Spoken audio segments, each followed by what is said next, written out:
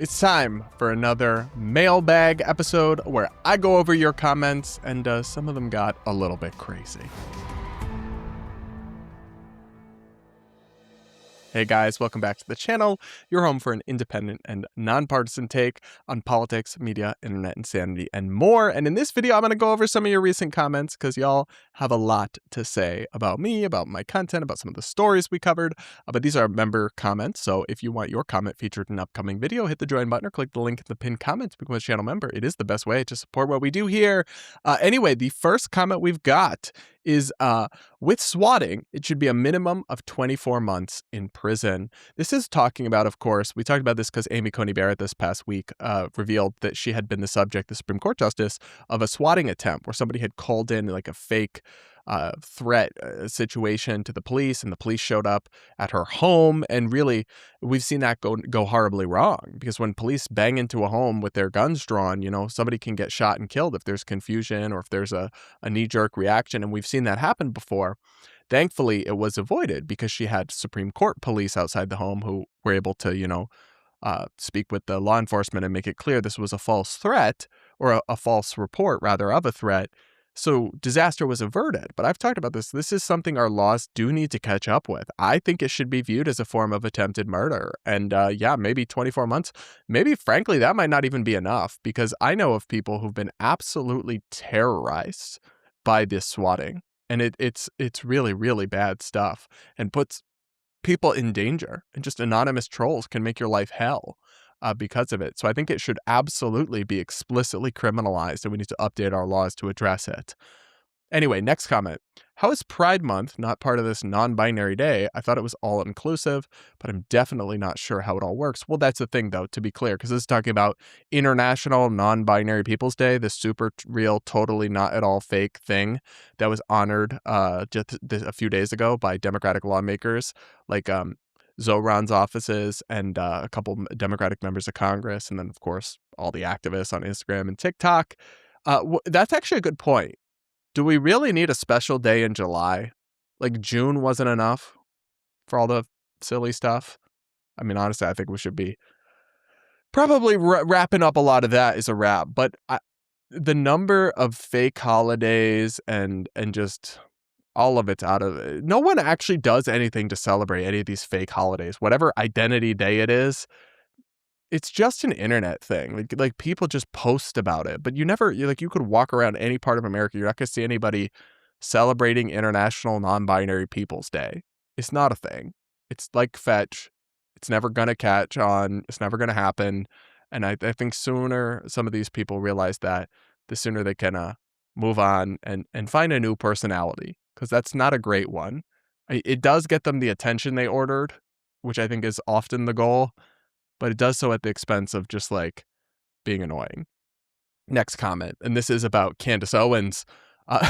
It's the delusion of grandeur for me. We go from we don't know, but we know, all this despite concrete evidence to the contrary, to now it was literally supposed to be me, with so many extra steps, of course. Someone send her some help for real.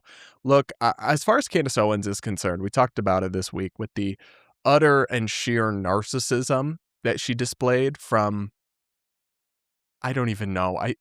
She actually suggested, and you can go back and watch our episode about this, that Charlie Kirk may have been killed by Israel because Bibi called Charlie Kirk on the phone, asked him if he was allowed to assassinate Candace Owens. Then Charlie said no. So then Israel had to stage a fake assassination attempt of Charlie Kirk, or a real assassination attempt, but they had to have Tyler Robinson as a patsy to have him involved to take the fall, but actually kill Charlie Kirk a different way. If you're not following that, that's okay. That's a good sign that you are not yet a crackhead. And so I'm happy for that you're not following, because trust me, it's schizophrenia. That's not a real thing. If foreign leaders decide to covertly assassinate someone, they do not, in fact, call up prominent podcasters and activists and ask them for permission. It's just the whole thing, how we got here. It's just been a slow descent into madness. I don't really know how it ends, because to me, I don't think that it can get worse, really. Like if people are still on board at this point, if millions of people are still adoring unironic Candace fans, which is the case, people who deny that is just cope, then I don't think there's something she could do or say that would be so crazy that people would wake up, because we're already just so far past that point. And she's already crossed so many boundaries she herself originally established, like attacking Erica Kirk and accusing Erica Kirk. At one point, she accused people of lying about her. I never accused Erica of being involved. Now she just openly accuses Erica of being involved in her own husband's death all the time. It's like, I don't think there's a level she can stoop to or a level of new crazy she can hit that people will break with her. I suspect that the ultimate downfall of Candace Owens may be kind of an Alex Jones situation where she loses a major lawsuit and is bankrupted and her company is dissolved. That might be the way that this all ends, because I mean, she is in some cases, like, for example, that she may be, according to her own admission, she may still be under a non-disparagement agreement, or she was. I don't think she is anymore. But while she started doing this investigation and implicating Turning Point USA, she still had a non-disparagement agreement with Turning Point USA, which is like when you sign to be a paid speaker, you sign something that says, I will not publicly disparage the organization. And she was still bound by that, I believe. I did a video about this at the time when she started implicating TPUSA in the murder of their own founder. That's called disparagement.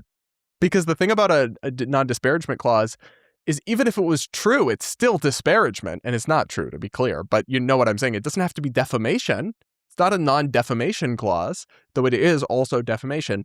So anyway, I think she may end up, the court process takes a long time, and some of these cases will take years to play out. But I think she may end up being undone by the legal process, like Alex Jones famously was. Next comment, Candace learned to only attend friendly interviews now. I'm so ashamed of Sean Ryan. I don't know much about Sean Ryan. I don't have strong feelings about him one way or the other. I was also disappointed with his Candace Owens interview. It's one of the only interviews of his I've watched. I've probably seen a couple others, but I don't have super strong feelings on him, but he didn't meaningfully push back or hold her accountable in the interview. And I think that that's the only appropriate way. I'm not against platforming people or don't talk to this person, but I think when you're going to do an interview with somebody who is so incredibly controversial and having such a damaging impact on so many people, there's the only appropriate and responsible way to do that kind of an interview is in a way that is very assertive and very much holding someone accountable and challenging them. That I believe in. But doing softballs with crazy people and helping them just promote their message and amplify their brand, I think is very irresponsible. Oh, this is about Sunny Hostin from The View, which we chatted about. She's happy and peaceful all the time, while also terrified of the American flag. Yeah, that is such a ridiculous thing to say. I feel unsafe when I see the American flag. Oh my God, give me a break, Sunny. And that's the funny thing, too. She's also like, I'm such a peaceful person. Then why do you have just the most, I don't know, deranged takes, and you come off as the most out of touch person? Where are you going where you're seeing American flags and feeling unsafe? And then when she was asked about it more in the podcast interview that we also talked about, because she doubled down on this take, she started instead pivoting and talking about the Confederate flag. And it's like, wait, that's so different. That's not at all the same thing. That really pissed me off, because that's like a classic technique. It's called a Mott and Bailey that people do, is they say some outlandish thing, and then when you ask them about it or try to probe on it, they retreat to a more defensible thing, right? And I'm like, no, you can't do that. That's not fair. If you say something, then defend that thing. Don't defend something else and then act as if you've defended your original position when you haven't. But that's exactly what she did. Another comment, Brad, when are your haters on the right going to realize that you vehemently defend straight white men on the regular? And when will your left-wing haters realize that you are criticizing the right more and more often? Never is the answer to any of this, because most of these critics are not actually operating in a place of good faith, and they're not consuming my content consistently. So they're just seeing one snippet and then saying, you never call out the left for that. And it's like, bro, what do you mean? I've been spending years calling out the left for this. And yes, now I'm calling out the right, or vice versa, where it's like, They see me critiquing something on the left and they're like, yet you're silent about MAGA doing XYZ. And it's like, it's exhausting. But to be honest with you, I guess I just don't really care, because people who are engaged at that level are clearly never going to become fans of mine or supporters of mine.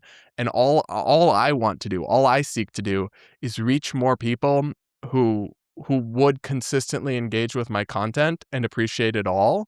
And I know there's millions more out there. I want to get in front of them. But these types of folks who are sending these sorts of bad faith critiques are just alerting to me that they're not my target audience, if that makes sense. Clarkson says sometimes, it's just the trash taking itself out. So it really doesn't bother me very much. Someone else says, haircut looking fire. Well, thank you. It did end up going a little shorter than I had hoped. However, that's nice because it lets it grow out and it will reach how I actually want it to look in a little bit of time. And then I'm not very good about like consistently getting haircuts and that kind of thing. So then that saves me, because otherwise, it'll overgrow before I get my next haircut, which I'm sure I'll take my time to do. In the next comment, how hard is it to not like someone, but not be a ghoul about it when they die? I don't find it difficult, honestly. I never have. But apparently the answer to your question is very hard. For people, it's very difficult because they're unable or unwilling to do so. Somebody else, and this must have been one of my bad hair days, commented, I knew as soon as you came on my screen that your partner must be out of town because I know he does your hair. I think it's cute as heck that he helps you get camera ready. Aw, that is so sweet. Yeah, I was looking rough. That's why if you see me wearing a baseball hat often, that's because I can't or don't want to do my hair. But the thing is that, am I a little bit of a helpless man baby for relying on my partner to do my hair? Sure.